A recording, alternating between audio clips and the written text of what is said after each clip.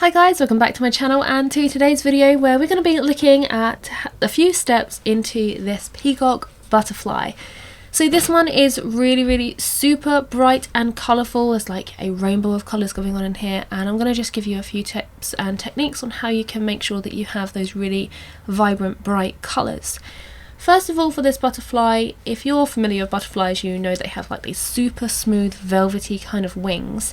And then their bodies are like kind of almost furry, fluffy. And for doing that body, we just use the same method as what you would for doing fur. I've got plenty of fur videos if you want to get the exact technique down for those. So I'm going to leave the playlist linked in the description below for you.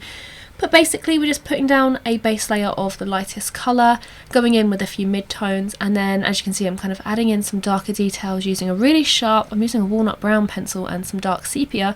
adding in the really dark details, and I'm just kind of shading, and as you can see I'm holding my pencil really close towards the tip there, and that just helps me get a lot more pressure down and enables me to get a lot more of like a precise line and a precise area. If you hold your pencil further back you get a lot more of like a softer feel,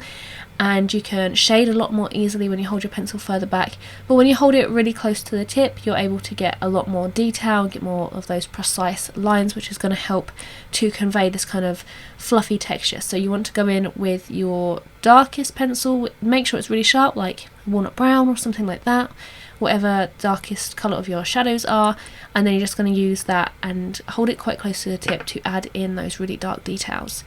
On the lower half of my butterfly here, it had this kind of speckled look, and the best way that I could think of to do this kind of texture is literally just stippling. So just pointing the pencil down repeatedly, going quite fast and making like little tiny dots with my darkest pencil all over there. As you can see I'm kind of going back in with some mid-tones and kind of shading that over the darkest areas to help to blend it into the lighter areas, give it this nice kind of orangey tone, kind of make sure that the colour scheme is going from these yellows in the lightest areas into these kind of really dark oranges. I could have used something like a burnt sienna, and I think I may have even done for this, but adding some darker brown and then adding some kind of mid-tone orange or red over the top just helps to get that really nice kind of deep reddy brown colour. So then we start the process of the wings, and for butterflies, I don't know why, but I work on both wings at once. Usually if you follow my work you know that I work in very small sections, and I work usually from left to right because I'm right-handed and it prevents any smudging. But for something symmetrical like a butterfly, and in this particular case and a couple of other butterflies that I've drawn now, I have drawn both wings together, and it just makes much more sense because then I can work on the same kind of areas and make sure that I'm using the same techniques over both wings to make sure they are absolutely identical like you would find in an actual butterfly. So it just helps to kind of mirror those techniques and those colours and everything that I've used. So I'm working on both at the same time, and I'm working close towards the body so I can blend that body into the area of the wings. The very initial kind of area where the wings meet the body has this speckled appearance as well, like it had on the body, and it was kind of a little bit more fuzzy looking than the outer tips of the wings. So I'm just kind of using the same kind of technique of shading down and then using that stippling motion to get that texture across on this area of the wings. I've also used some oranges and some yellows and really nicely blended them together, so you've got a nice seamless blend between the lighter areas and the darker areas. And yeah, just making sure everything is nice and smooth as well, so using a little bit more of the white pencil and some of the lighter colours as well, just to help to smooth it out, because we want a nice velvety appearance and texture to the wings rather than like a fluffy kind of patchy or, you know, an inconsistent look to the wings.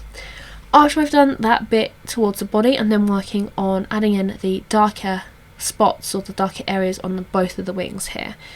And for this I've just gone straight in with the dark sepia. I'm not too worried about adding any other colours over the top right now because I'm just interested in making sure that I get those dark areas in, and I'm just making sure that I use a light pressure for this as well, so I'm not going in and using like a really heavy pressure. Initially I'm just using a light pressure to make sure that the shapes are correct and that it's going to look good when I've got the other colours surrounding, and then I can go in and increase the pressure and darken where I think it needs it on the areas of the dark bits of the wings. I'm also going around the outer edge of the top wings and adding in a little bit of an outline because it has a little bit more of a darker edge, and I'm also using my Holbein soft white pencil to add in the white areas of the wings as well, and I'm using a hard pressure on my white pencil here, and it's going to help to preserve those white areas. So with this butterfly, I left all of the really bright, really attractive areas till the end because I wanted to make sure that I didn't rush these kind of unattractive parts of the butterfly. So these were the kind of neutral tones, and I was really looking forward to doing those fun colours, so I'm just making sure that I go in and pay a lot of attention to these more neutral tones before going in and having some fun with those fun colours. So on the edges here I've just used some ivory, some various greys and some browns, and then on the very top tips on either side of the wing I've just added in some magenta and some oranges, which you're going to see go through the body of the wings as well, and just making sure that I've got that dark outer edge of the wings in and adding in any kind of veins or fine lines that I can see on the edges as well. And I'm doing the same here for the bottom half of the wings, so I'm actually going in with a warm grey 2 first, blending out with a white pencil, and then going in with a slightly darker grey pencil and making sure that I add in any shadows and any darker areas, adding in some nougat and some green gold to help bring in those kind of orangey, kind of more neutral tones of the body into the bottom halves of the wings here.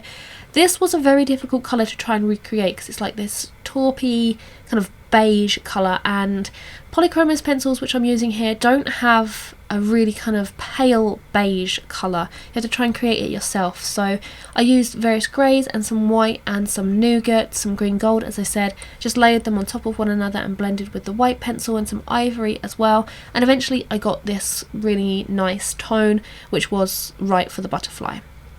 So then it comes to the bright areas, and the biggest tip I can give you for your brighter colours in anything that you're going to draw, not necessarily just a butterfly, is to not use much of a base layer. So in a lot of my wildlife work I use a base of either ivory or some warm grey one or cool grey one, and for these bright areas I didn't use any of those bases. I just went in straight with those really bright colours. As you can see on the orange parts of the wings here, I went straight in with some yellow, and I just made sure that I used a light pressure on that yellow, and then I went in and added in some of my more mid-tones, so some oranges, and then finally adding in my reds and the darkest reds and maybe a little bit of brown or something. But the best thing to keep your colours really nice and bright and vibrant is to make sure that you don't add too many sort of neutral tones, so any of those browns, any greys or anything like that. You'll see on these blue areas that I'm adding on the tops of the wings here, I've added in blue. Rather than going in with, say, like an ivory base or a grey base, I've just gone straight in with the blue, used a light pressure and blend in with the white, which is going to help to blend it out and just kind of tone the blue down. Then that enables me to go through with some darker blues or even the same blue that I used as my base and just help to create a nice bright blue. And I'm doing the same with the yellows and the reds, and as you can see through these little spots, these little eyes on the wings here, you can see the areas that I've kind of preserved with that white pencil as well. But you can see by adding in no base whatsoever and just going straight in with those bright colours, I've got some super bright, really attractive, not muddy looking areas. And also by going in and adding the darker areas around the bright areas first before going in with the bright colours, I am not muddying any of those brighter colours by going back in with those darker colours, if that makes sense. I'm going to show you again on the wings here, but you can see on the body of the wings, the main area here, I'm just going straight in with that orange. There's no base layer going down, there's no like grey or ivory or anything, and you can immediately see just by going in with that one colour just how bright it's going to be. And then I'm just going in with my next darkest colour. And in areas I am just going in and blending with my yellow pencil as well, rather than a white or any like greys or anything. So I'm really negating adding any greys or any of those neutral tones that are going to muddy or mar this really bright, vibrant colour that I've got going on through here. So this was actually a really simple subject to create. I think this one was maybe just over 2 hours or just under 2 hours or something to create. If you want to follow along in real time and see what I'm doing step by step and I give you a bit more in-depth kind of theory about how to create these really nice bright colours, then you can follow the tutorial over on Patreon on my website. I'm going to leave the link to both of those in the description below. I'll walk you through in real time exactly how to do the body of the butterfly, and you get that really nice kind of smooth effect and velvety finish of the wings as well. So if you're interested in that, links are in the description below. But otherwise, I hope that this short tutorial on YouTube has given you a few tips and ideas of how you can create your own vibrant colours, and also creating your own butterflies as well, giving you a few tips for the body. Just when you're doing the wings, make sure that you blend everything out really nice and smooth, and you don't have to use any particular direction or anything like that. But anyway, I will see you guys in the next video. Bye!